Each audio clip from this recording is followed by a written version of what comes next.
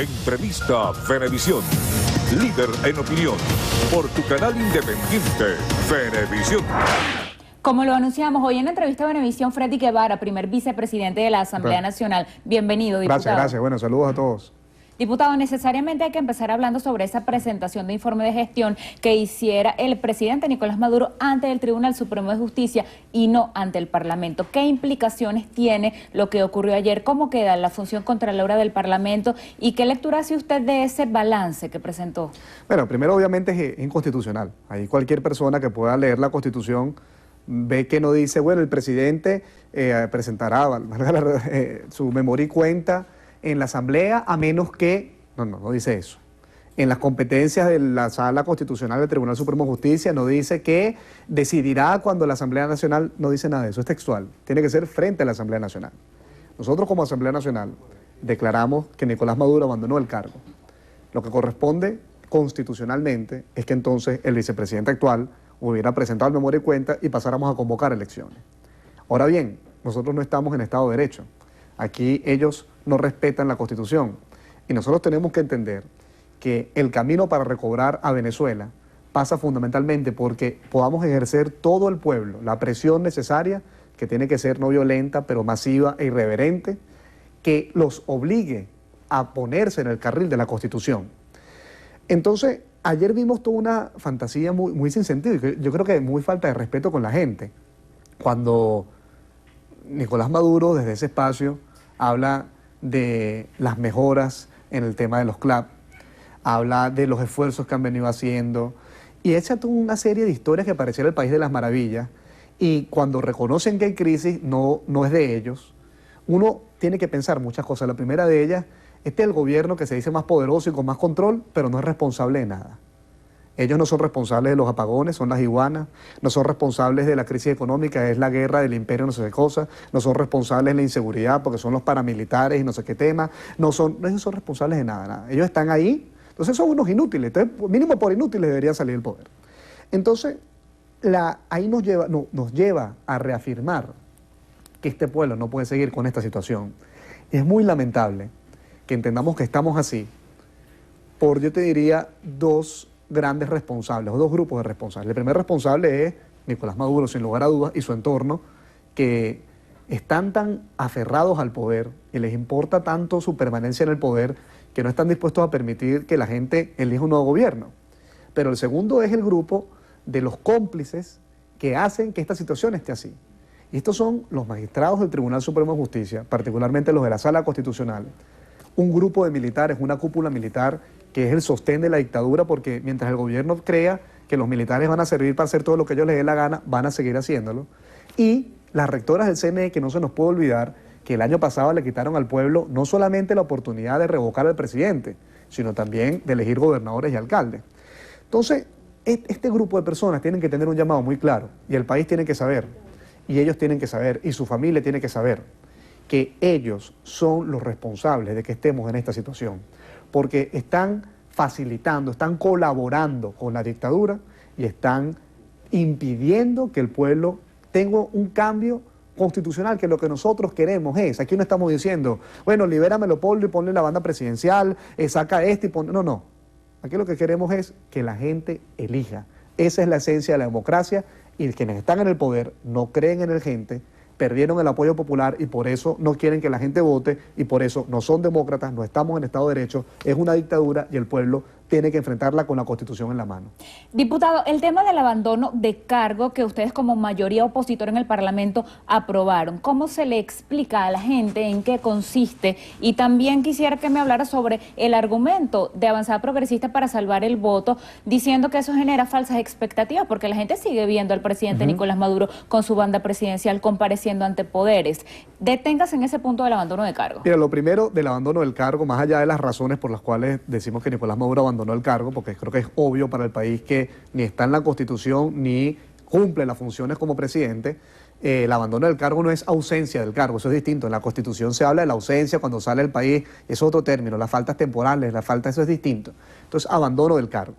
Pero más allá de eso, yo quisiera plantear muy claramente la posición demócrata, profundamente demócrata que tenemos nosotros. Vamos a asumir entonces que aquí hay dos interpretaciones de lo que es el abandono del cargo. El gobierno dice que el abandono del cargo es que si Maduro está sentado todo el día en la oficina, entonces él es presidente. Y la visión nuestra es que para ser presidente no basta ponerte la banda y utilizar el carro del presidente y los viáticos del presidente y lo que le dé la gana al presidente. Sino tienes que, primero, estar suscrito a la Constitución y segundo, cumplir las funciones. Pero vamos a asumir que existiese la interpretación. Eso no es así, la Constitución es clarita, ojo. Quien tenga dudas, lea el artículo 232 y 233. Pero vamos a asumir que existiera eso.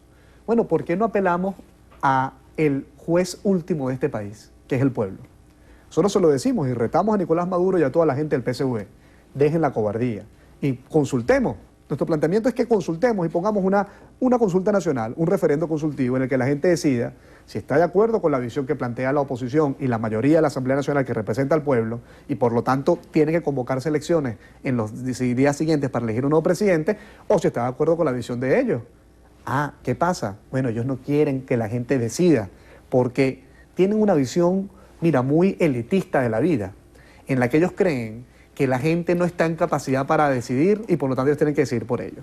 Y con lo del tema de que no se vaya a decidir o no, aquí es algo muy importante, que es que sin lugar a dudas, el trabajo nuestro no está solamente en decidirlo, sino hacerlo cumplir. Nosotros tenemos hoy que entender que hay que abandonar la ilusión de que aquí en Venezuela funcionan las instituciones, entonces, bueno, no hagamos esto, hagamos esta otra, que esta sí la van a aceptar. Bueno, metamos una enmienda. Mire, todo lo que se haga en democracia aquí en la Constitución, abandono del cargo, constituyente, etcétera, es que incluso yo te diría, hoy en día en Venezuela están en riesgo las elecciones. No hubo gobernadores el año pasado. ¿Quién nos dice que va a haber este año? ¿Quién nos dice que van a haber elecciones presidenciales el año que viene? Es más, te diría, podría haber incluso elecciones presidenciales, pero el gobierno eligiendo su oposición. Capriles inhabilitado, María Corina perseguida, Leopoldo preso, y nos va a querer poner a elegir entre el más cómodo que él tenga versus él. Entonces nosotros tenemos que entender como población, y eso pasa por la dirigencia política fundamentalmente, que acá cualquier solución pasa por la presión del pueblo movilizado de forma masiva, irreverente, con la Constitución en la mano, pero con la convicción de que un puñado de militares cómplices, bueno, son todos, pero es un puñado, de unos magistrados cómplices, de unas rectoras cómplices, no pueden estar por encima de la voluntad de un pueblo que grita y se levanta todos los días con la palabra cambio en la cabeza.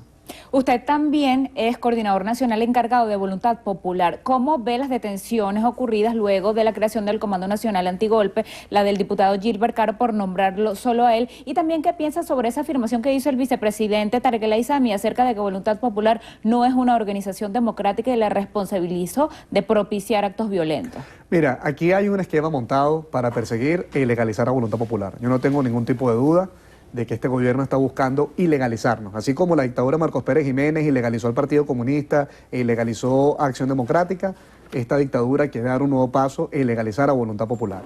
No es coincidencia que sembraron a John Goycochea con explosivos, no es coincidencia que sembraron a José Vicente García, concejal del Táchira, y ahora sembraron a Gilbert Caro. ¿Quién se va a creer? ¿Quién se va a creer que Gilbert Caro, un diputado de la Asamblea Nacional, que estaba con una compañera, recorrieron desde Colombia hasta Puerto Cabello en el carro y nadie vio que tenía un fusil y explosivos? Mira, el planteamiento nuestro es tan claro que nosotros hemos dicho, bueno, vamos a hacer unas pruebas dactiloscópicas a ver si de verdad hay huellas en eso. Una vulgar siembra. Y además violan la inmunidad, que es muy grave, porque al violar la inmunidad, aquí implica que ellos están ya partiendo, bueno, de que viene la rebanadora aún más. Nosotros tenemos que darle un parado a esto y tener muy claro que esto no se trata de voluntad popular. Mira, se trata de todo aquel que piense distinto. Hay un famoso poema de Bertolt Brecht, alemán, sobre cuando estaban los nazis y los judíos. Y él decía, bueno, primero vinieron por los comunistas y yo no hice nada. Luego vinieron por los judíos y yo no hice nada. Y va relatando todo hasta que al final dice, luego vinieron por mí y no había nadie que me defendiera. Esto no es un problema de voluntad popular, esto no es un problema de la Asamblea Nacional, esto no es un problema de la oposición, esto es un problema de todo aquel que plantea una visión distinta y que plantea un cambio para el país. Por lo tanto, tenemos que ponernos de pie, avanzar en la organización popular y asumir, como dijo Rómulo Betancourt, cuando planteó la lucha contra Pérez Jiménez, la movilización masiva e irreverente que ponga al país en una encrucijada y obligue a quienes sostienen a la dictadura a ponerse del lado del pueblo. Y eso solo lo vamos a lograr con determinación, coraje, entendiendo que hay sacrificios. Nosotros hemos asumido gran parte de los sacrificios en los últimos tiempos. Leopoldo López ha sido, bueno, creo que el preso más agredido y más incomodado y más perseguido durante todo este tiempo, y estamos dispuestos a hacerlo, no porque tenemos ningún espíritu de masoquistas, sino porque sabemos que vale la pena la lucha por la libertad y que implica sacrificios. Pero necesitamos que el pueblo nos acompañe, que toda la dirigencia nos acompañe en este camino irresoluble de conseguir un cambio en Venezuela. Gracias por haber venido esta mañana. Gracias a ustedes. Un abrazo.